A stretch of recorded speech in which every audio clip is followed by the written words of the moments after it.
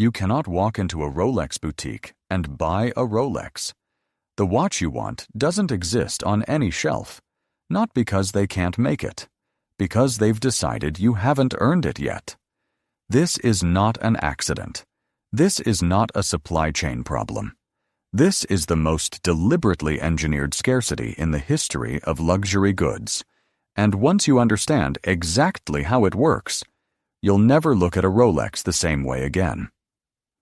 Rolex is, by almost any measure, the most recognizable watch brand on earth. They don't publish financial results. They're a private foundation, technically owned by a charitable trust, and they answer to no shareholders. Industry analysts estimate they produce roughly 1.2 million watches per year, worth in total somewhere around $10 billion. That makes them the largest luxury watch company in the world by revenue. More than Omega, more than the entire Swatch Group combined. And yet, you can't buy one. Walk into any Rolex authorized dealer in New York, London, or Tokyo. Ask for a Submariner. They'll smile. They'll offer you a coffee. And then they'll say the same thing dealers have been telling customers for years. We don't have any in stock right now. We can put your name down. Here's where the story gets interesting, because that name, the one they write down, doesn't actually go anywhere. There is no queue, no number 57 on a list, no system tracking your position.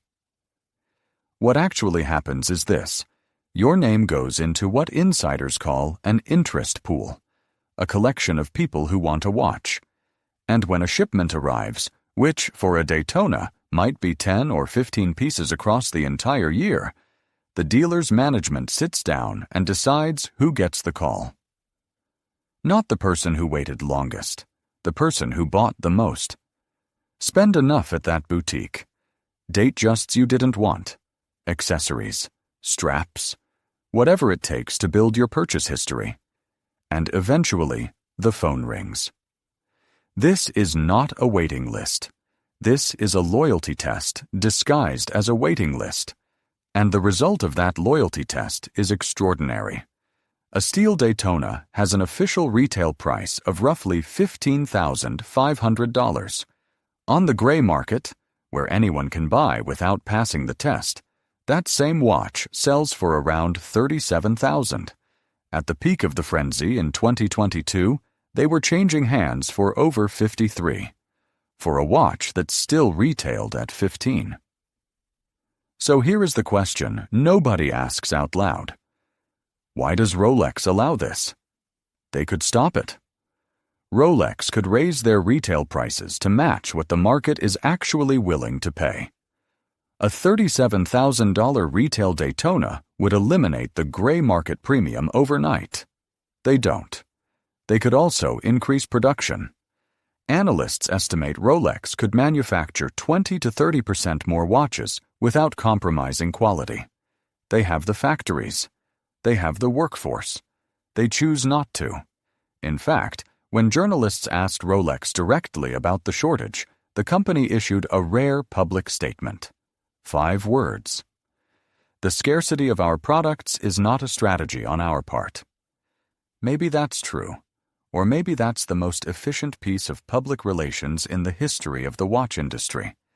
Because the scarcity, whether engineered or simply maintained, does something money cannot buy. It forces people to become Rolex customers before they can get a Rolex. To receive the call, you must have already spent thousands at that boutique. You must have bought watches you didn't want just to prove you were serious about the one you did. The waiting list doesn't just protect the brand. It creates the most loyal customer base in luxury retail.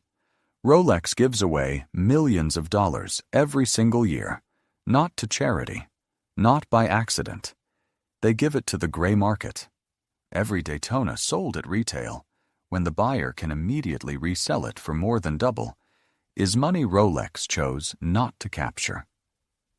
They do this deliberately, because if Rolex raised its prices to match the secondary market, the watch would just be expensive.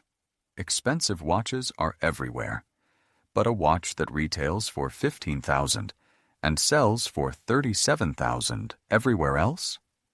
That watch has something no price tag can create. That watch has a myth, and the myth is worth more than the margin. The waiting list is not logistics. The waiting list is the product. The desire, the years of waiting, the loyalty test, the moment the phone finally rings. That is what Rolex actually sells. Not a watch, the feeling of having earned one.